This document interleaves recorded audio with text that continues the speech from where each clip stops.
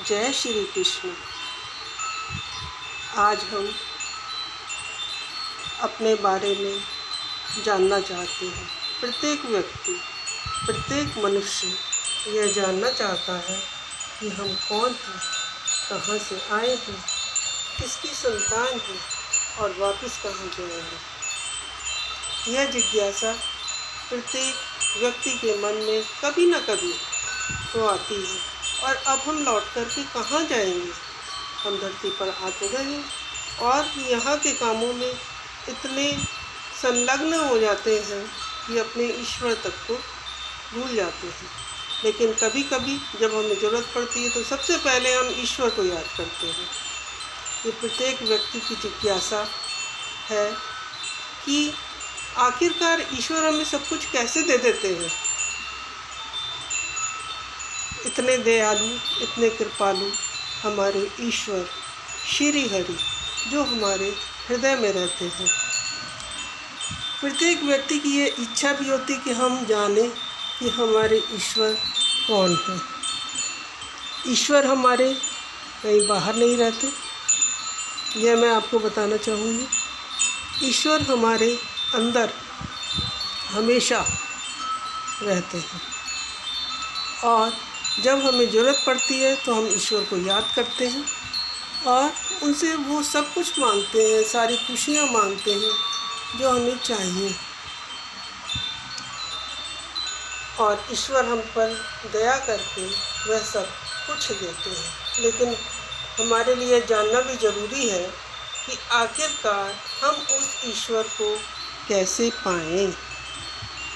उसके बहुत से तरीके हमारे ज्ञानी जनों ने बताए हैं, जैसे कि कर्म योग, ज्ञान योग, भक्ति योग, प्रेम योग, राजयोग आदि।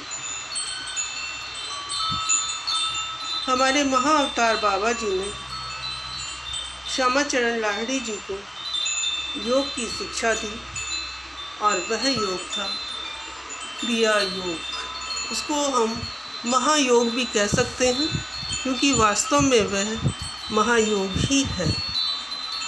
ईश्वर को पाने की इच्छा में हम एक प्रयास अवश्य करें। यदि हम ईश्वर को वास्तव में जानना चाहते हैं तो एक पुस्तक का अध्ययन अत्यंत आवश्यक है। वो है हमारी श्रीमद् भागवत महापुराण, श्री सुख सुधा सागर। श्री मद, श्री ईश्वर, मद माने बुद्धि। हमारी बुद्धि को जो पुस्तक ईश्वर से जोड़ दे वह है हमारी श्रीमद् भागवत महापुराण। सुखदेव जी ने राजा परीक्षित को जब इसका ज्ञान दिया तो उन्हें मुक्ति मिल गई और उन्होंने ईश्वर को पा लिया। इसी तरह से व्यास जी द्वारा यह पुस्तक लिखी गई और सुखदेव जी ने इसको सुनाया है। इस पुस्तक का अध्ययन बहुत लोगों ने किया और सबको ही इस पुस्तक से बहुत फ़ायदा मिला। इसकी शुरुआत की बात मैं करती हूँ। इसमें कहा गया है, सच्चिदानंद स्वरूप श्री कृष्ण भगवान को हम नमस्कार करते हैं जो जगत की उत्पत्ति स्थिति और विनाश के हेतु तथा आध्यात्मिक, आदिदैविक और आदि भौतिक तीनों प्रकार के तापों का नाश करने वाली है। यह पुस्तक वास्तव में सारे ही तापों को हमसे दूर कर देती है यदि हम इसके अध्ययन करते हैं और इसका मनन करते हैं, अपने मन में इसकी एक एक लाइन को पढ़ते हैं, ध्यान देते हैं और फिर अपने जीवन में भी उतारते हैं। अब मैं आपको क्रिया योग के बारे में बताना चाहूँगी। क्रिया योग साधना क्या है। सबसे पहले हम अपनी आँखें बंद कर लें। आँखों को बंद करने के बाद आइए हम परब्रह्म से जुड़ें। परब्रह्म ही हमारे सब कुछ है, इस बात का हमेशा ध्यान रखिए। और एक बात और बहुत आवश्यक है कि हमारे परब्रह्म से जुड़ने से पहले हमें क्या तैयारी करनी है, यह भी ध्यान रखें। धैर्यपूर्वक स्वच्छ जल में स्नान करें और पवित्र एवं एकांत जगह पर विधिपूर्वक आसन लगा करके बैठ जाएं। तत्पश्चात परम पवित्र ओम इन 3 मात्राओं से युक्त प्रणव का मन ही मन ध्यान करें। प्राणवायु को वश में करके मन का दमन करें और एक क्षण के लिए भी प्रणव ओम को ना छोड़ें। बुद्धि की सहायता से मन के द्वारा इंद्रियों को उनके विषयों से हटा लें और कर्म की वासनाओं से चंचल हुए मन को विचार के द्वारा रोककर भगवान के मंगलमय रूप में लगाएं। आंखें बंद करें। आंखें बंद करने के बाद अब हम परब्रह्म से जुड़ें। परब्रह्म जिसको हम निराकार प्रभु कहते हैं, जो सर्वव्यापी है, जो सर्वज्ञ है, सर्वशक्तिमान है, परम शांतिमय है, अमर है, ब्रह्मा विष्णु शिव जितने भी ईश्वर के रूप हैं उनका हम ध्यान करें। जितने भी माँ के रूप हैं, उमा, रमा, ब्रह्माणी, दुर्गा, लक्ष्मी, सरस्वती माँ के रूप हैं। दृश्य और अदृश्य जगत, भौतिक सूक्ष्म कारण जगत सब परब्रह्म में ही समाहित है। सारे अवतार वहीं से आते हैं, सारी शक्तियाँ वहीं से आती हैं। जब परब्रह्म हर जगह है तो जहाँ है वहाँ उनका ही साम्राज्य, जहाँ होंगे वहाँ उनकी शक्ति है। सबसे पहले सर से पैर की उंगली तक उस जगह पर एकाग्र हो, जहाँ एकाग्र होने से प्रभु की उपस्थिति की अनुभूति आसान हो जाती है। वह है दोनों हथेलियों को सर के पीछे जो मेडुला का क्षेत्र है, उंगलियों को इस तरह से आपस में मिलाएं। आपस में मिलाने से जो खिंचाव प्रकट हो वह हमें अच्छा लगे। पंजों में, कलाई में, उंगलियों में, हाथ में कहीं पर भी इस तरह का खिंचाव ना हो जो हमें ऐसा महसूस हो कि अच्छा नहीं लग रहा है। जहाँ पर दोनों हथेलियाँ स्पर्श कर रही हैं वह है स्थान जहाँ मन की एकाग्रता वहाँ 100% हो जाती है। हमें ज्ञान हो जाता है कि सर से पैर की उंगली तक इस शरीर का जो रूप है वो एक तरह से ईश्वर का ही रूप है।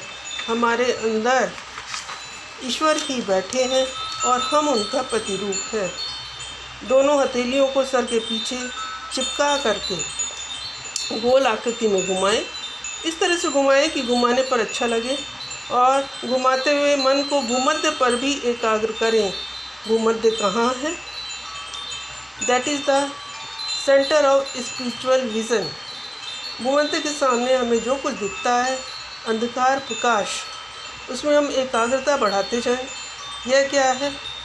अंधकार प्रकाश वह पोषक तत्व है, वह शांति है, वह शक्ति है, वह ज्ञान है, यह अमृत है।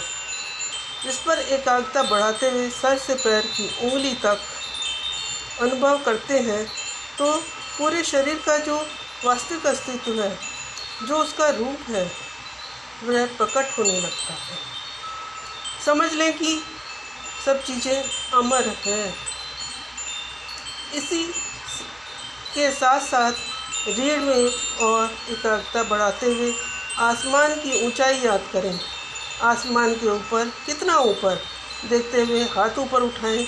अपना जो अस्तित्व है, अस्तित्व रूपांतरित होकर सर से पैर की उंगली तक इस रूप में बना है। अपने मौलिक अस्तित्व की लंबाई उतनी है आसमान के ऊपर का क्षेत्र। इस तरह से एकाग्रता बढ़ाते हुए मुट्ठी बंद करें, खोलें। बायां हाथ, दायां हाथ कड़ा और ढीला करें। जब सांस अंदर लेते हैं तो वह कड़ा हो जाता है, और जब सांस निकालते हैं तो वह ढीला हो जाता है शरीर। दाहिने हाथ और बाएं हाथ की अनुभूति, यह सब हम अनुभव करते जाएं। यह सब प्रभु का ही साकार रूप है। दाहिना पैर बायां पैर कड़ा ढीला करें, सांस अंदर लें, सांस बाहर छोड़ें। यह सब अनुभूति क्या है?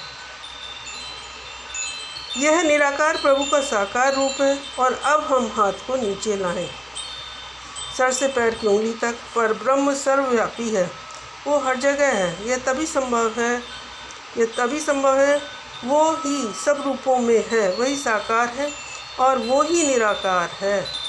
सर से पैर की उंगली तक विभिन्न प्रकार की अनुभूतियों में ईश्वर ही है, जो भी हम महसूस कर रहे हैं।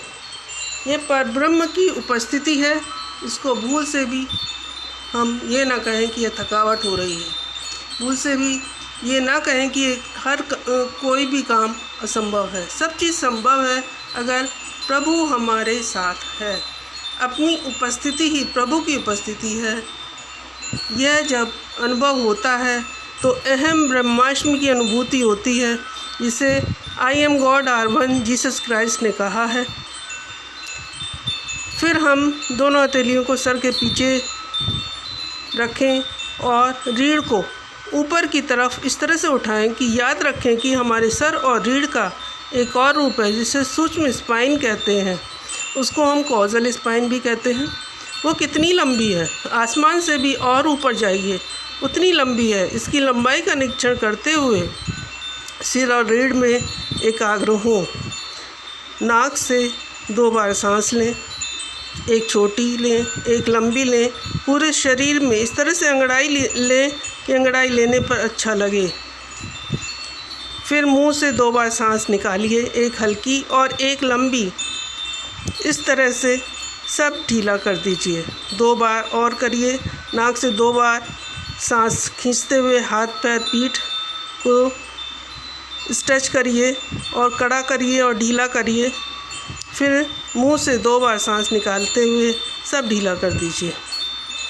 इस तरह से क्रिया योग हमें ईश्वर तक ले जाने का एक रास्ता है, जिसको अपनाना पड़ेगा यदि हम अपने ईश्वर से रूबरू होना चाहते हैं, मिलना चाहते हैं।